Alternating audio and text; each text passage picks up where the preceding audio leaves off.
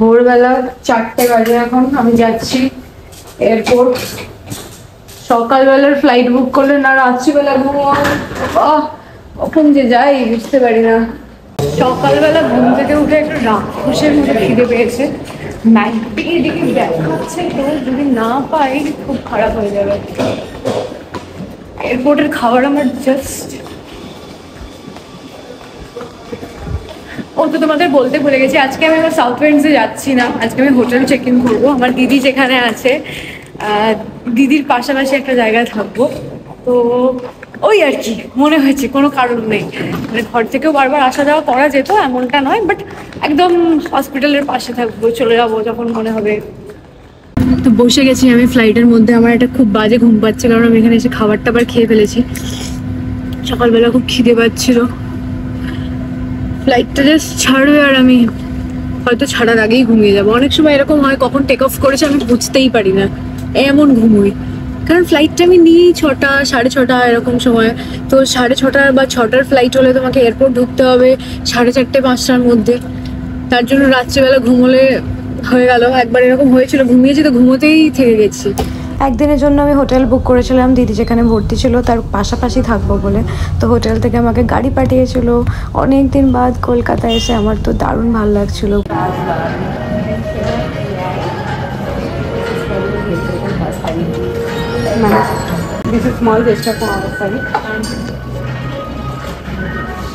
একটা রাতে হোটেলটার কি অবস্থা করে ফেলেছি দেখো, সব জিনিসপত্র ছড়িয়ে ছিটিয়ে একাকার করেছি। যাচ্ছি খেতে, আমি প্রচন্ড খিদে পেয়েছে আমার।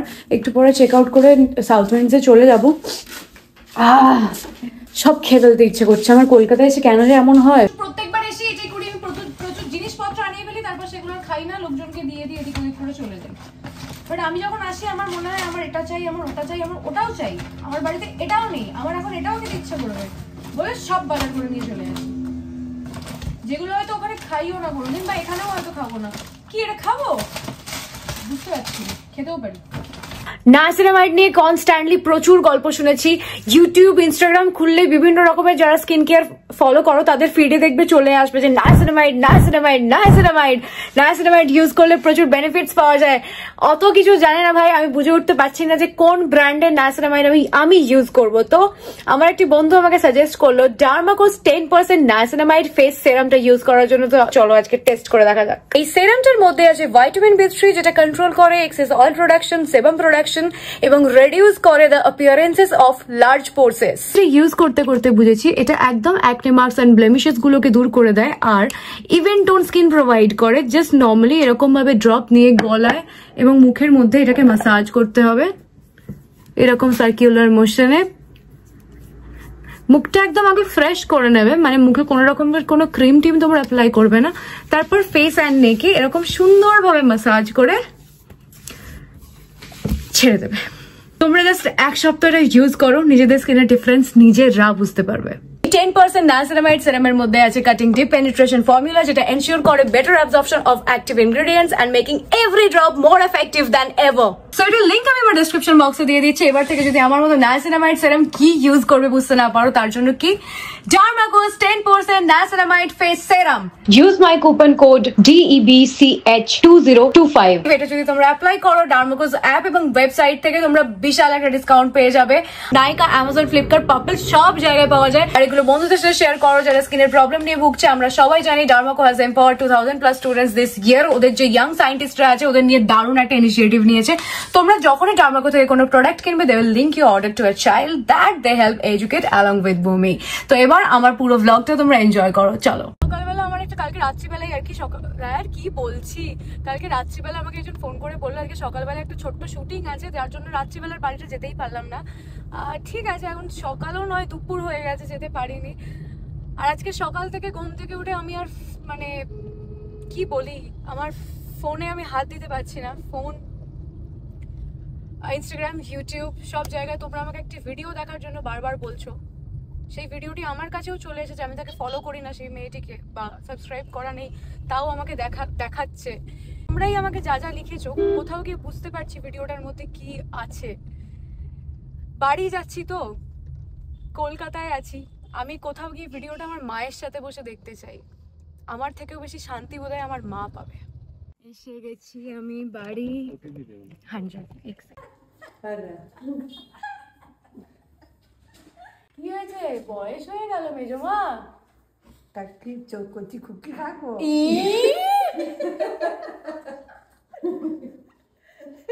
বলছে কচি খুকি থাকবো।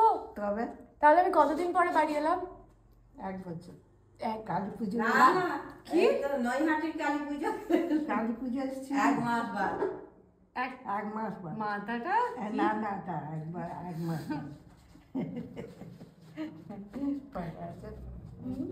ছোট বাচ্চাটা কেমন লাগছে? ভালো লাগছে। ভালো লাগছে? ফুলে নিতে পারলে? হ্যাঁ। দেখো এই সব প্রিন্টস টিন্টস দেখে আমার একটু বাড়ি বাড়ি ফিল হচ্ছে। নিজের ফ্ল্যাটে গিয়েও যেটা হয় না, এই আমি ছোটো থেকে বড় হয়েছি, এগুলো বাড়িতেই পাওয়া যায়। কাঠের আলমারি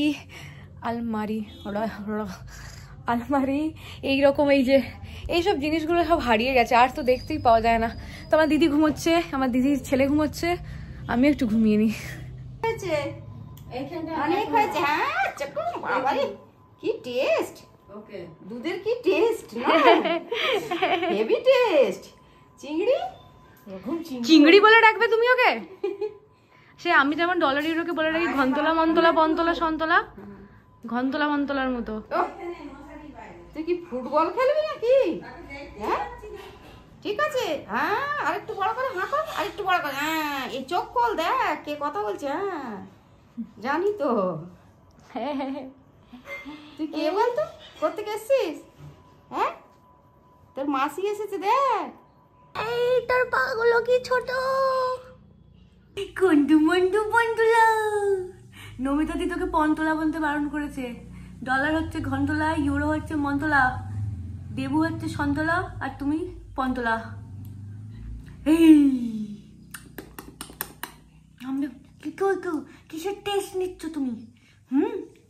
কিসের? একটু কথা বল। বলছো আউ। এই ঘুমোবি না, ওঠ। কন্টুলা মন্টুলা সন্টু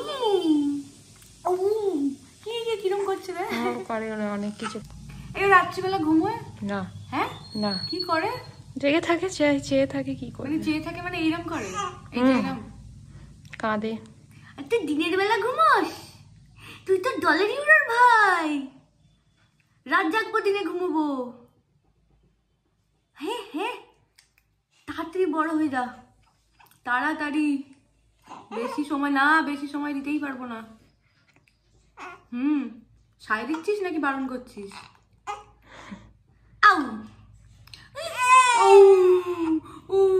কি করা উচিত বুঝতে পারছি না। জোরে জোরে দোল দেবো? আস্তে আস্তে দে। ও আচ্ছা।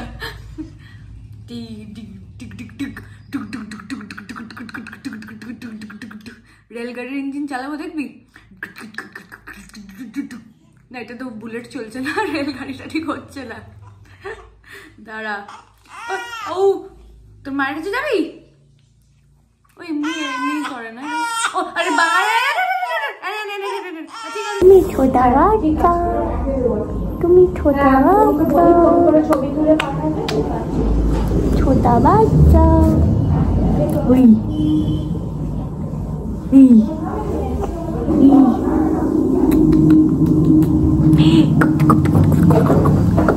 কি করছিল? লেগে পড়ে আছে না?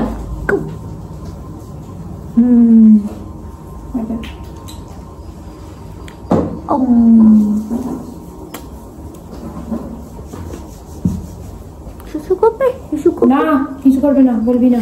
বলবো না মানে নাকি? করতেই পারে, টয়লেট পেলে তো করবে, বললে করবি। কি রে শুনছে কি বলছিস? না আমার মনে হচ্ছে আমার ঘুম পাচ্ছে।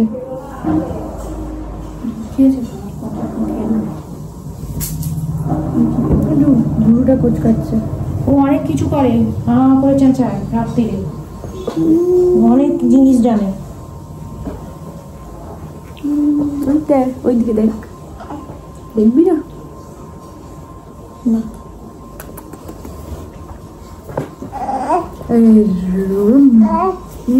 জামা তুলে ফেলছে, দেখ পেটের উপরে। জামাটা নামিয়ে নাও, গাটা ঢেকে নাও।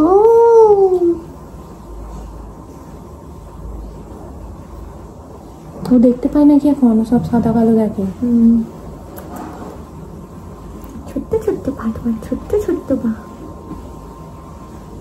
শুধু আওয়াজ শুনছো, শুধু আওয়াজ শুনছো তুমি।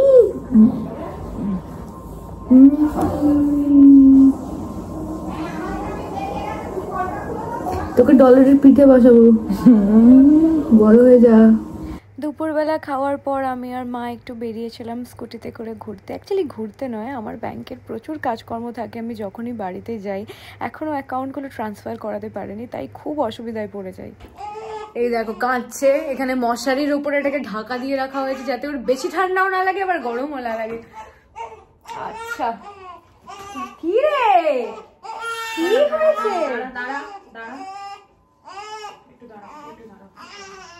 কি হয়েছে রে, কাঁদছে কেন? কি হয়েছে, কি হয়েছে? খিদে পেয়েছে, খিদে পেয়েছে। আমি আর ভেতরে যাবো না, সারাদিন বাইরে বাইরে ঘুরেছি, জামা কাপড়টা চেঞ্জ করতে পারবো না, একেবারে বাড়িতে চলে যাই। চলে গিয়ে কি হয়েছে, সব গেছে মাথা।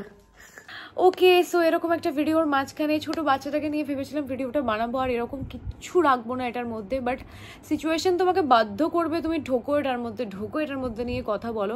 আমি জাস্ট একটাই কথা বলতে চাই, প্রথম দিন থেকে শুরু থেকে বলে আসছি, আমার কাউকে ঠিক ভুল কিছু প্রমাণ করার নেই। আমি তোমাদের কিছু ক্ল্যারিফিকেশন দিতে চেয়েছিলাম, যেটা 4 বছর ধরে চলেছে। আমার আজকে যে সম্মান বা ভালোবাসা আমি পাচ্ছি, এটা আমাকে 4 বছর ধরে অপমান সহ্য করার পর এসে পেতে হয়েছে, তাতেও কোনো অসুবিধা নেই। আমি জাস্ট একটা ছোট্ট রিকোয়েস্ট করছি তোমাদের জন্য। তোমরা জানি অনেকে ভাবো আমি ভীষণ স্ট্রং, আমি অনেক কিছু করতে পারি, আমি লোকজনকে নিয়েও করতে পারি, বাট একটা জেনুইনলি আমাকে একটা কথা বলো, আমি কি শুধু এটাই করে যাব? আমার তো নিজস্ব কাজ আছে, আমি এখানে কাজ করতে এসেছি। ইনফ্যাক্ট আমি আমার ফোনে হাত দিতে পারছি না, সারাদিন এর ফোন তার ফোন, আমার একটু ভালো লাগছে না। মানে ঠান্ডা মাথায় আমি 3টে প্রজেক্ট করতে এসেছি এখানে, আমি তোমাদেরকে বলে দিচ্ছি। আর 3টেই প্রচণ্ড ভালো ভালো 3 রকমের চরিত্র, না টেলিভিশন শো নয়, বাট যাই হোক না কেন তোমাদের জন্য খুব ভালো ভালো কাজ নিয়ে আসছি। সেই কাজগুলোতে আমাকে ফোকাস করতে দাও। সেই মানুষটির বিরুদ্ধে আমার সাথে তার ব্যক্তিগত যে সমস্যা আছে, বা আমি আমার ভিডিওগুলো তার চ্যানেলে দেখতে চাই না, বা আমার আরও যা যা আছে, আমি আর এখানে এতটা খোলাখুলিতে বলতে গেলাম না, কারণ যখন মানুষ আইনি পদক্ষেপ নেয় তখন সেগুলোকে অনেকটাই আমাদের চাপা দিয়ে রাখতে হয়, বা আমরা সমস্ত কিছু এসে সোশ্যাল মিডিয়ায় আপডেট দিতে পারি না। ডেফিনেটলি দেবো, যেদিন আমার কাজটা পুরো হয়ে যাবে সেদিন আমি তোমাদেরকে বলবো আমার কাছে আরও কী কী ছিল, আরও কী কী প্রমাণ ছিল, আরও কী কী করা যেত না যেত। আজকে এই বিষয় নিয়ে আর কথা বলতে আমি চাই না, আমি জাস্ট কাজটার মধ্যে ঢুকতে চাই। তোমরা বলছো আমাকে যে সবাই মিলেমিশে একটা করো, প্লিজ এটা আমার থেকে এক্সপেক্ট করো না। আমি সবাইকে মিলিয়ে মিশে ডেকে ডেকে আমি থানায় যাব, এটা করব। আমি আমার নিজের লড়ার জন্য আমি একাই যথেষ্ট। বাকিদের যদি আমার থেকে কোনো হেল্প লাগে আমি ডেফিনেটলি চেষ্টা করব, বাট আমি কোনো দল বানিয়ে কিছু করতে এই মুহূর্তে পারবও না, চাইও না। এটা আমার গুণ স্বভাব যাই বলো, এটার মধ্যেও আসে না। এবং আবারও একটি কথা বলছি, এই বিষয় নিয়ে আমার চ্যানেল থেকে আর কোনো ভিডিও যাবে না। আমার মনে হয় তোমরা যথেষ্ট শিক্ষিত, এবং তোমরা সেই মানুষটিকে যা যা লিখেছো সে ভয় তো বন্ধই করে দিয়েছে, আর লেখার জায়গাটুকুই তোমাদের দিচ্ছে না। তো বাকি দায়িত্বটা আমাকে নিতে হবে না। না, আমার কাছে কোনো ড্রোন এবং মাইক ফেরত দিয়ে যাওয়া হয়নি, বিকজ চামড়াটা গন্ডারেরও আরও কিছু থাকলে সেটার তোমার দায়িত্ব। যতবার ইউজ করতে দেখবে বলো না ভাই অন্যের জিনিস ইউজ করছো, হয়ে গেল। আর জিনিসটা একদমই তার, আমি লড়তে পারি তার জন্য। সে যদি সামনে এসে লড়তে চায় ডেফিনেটলি সে লড়ুক, আমি তার পিছনে আছি, আমি তাকে সাপোর্ট দিতে পারবো। তারও ফ্যামিলি, বাবা মা সব আছে, আরও 2জন যে ভিডিও বানিয়েছে বা যাই করছে, প্রত্যেকের ফ্যামিলি, প্রত্যেকের সমস্ত কিছু আছে তাদের ভালো মন্দ দেখাশোনা করার জন্য, এবং আমার পরিবার আমার ভালো মন্দ দেখাশোনার জন্য আছে, এবং আমি নিজেও আছি। তো জাস্ট এই ছোট্ট জিনিসটা তোমাদের সবাইকে একটু ক্লিয়ার করে দিচ্ছি। অনেকটা ভালোবাসো তোমরা আমাকে, অনেকটা আশা রাখো আমার থেকে, আমি জানি, বাট শুধু এইটা আমার কাজ নয়। আমি ভালো কাজ করতে চাই, এবং আমি যেখান থেকে এখানে এসেছি আমি এখান থেকে আবার সেখানে ফিরে যেতে চাই। আমি এখানে নিজেকে আটকে রাখতে চাই না। তো আমার এই পশ্চিম বাংলায় কাজ করতে আমার ভীষণ ভালো লাগে, যেখান থেকে আমার ক্যারিয়ার শুরু হয়েছিল, এবং সেখানে আবারও বলছি খুব ভালো 3টে কাজ করতে আমি এসেছি। তো এবার আমাদের কাজে মন দিতে হবে, এবং আইনি পদক্ষেপ যা যা আমার দিক থেকে নেওয়া সম্ভব আমি সমস্তই তার বিরুদ্ধে নেব, তাতে কোনো কমতি আমার থাকবে না। যদি এই 3টে প্রজেক্টের টাকাও আমাকে সেখানে দিয়ে দিতে হয় আমি দিয়ে দেবো, কিন্তু তার শেষ দেখে আমি ছাড়বো, এইটুকু আমি তোমাদেরকে অ্যাসিওর করতে পারি। আর বাকিটা আমার থেকে প্লিজ আশা করো না, কারণ আমি আমার জীবনে অনেকটা ব্যস্ত এবং সম্ভব হয়ে উঠছে না কোথাও গিয়ে আমার জন্য।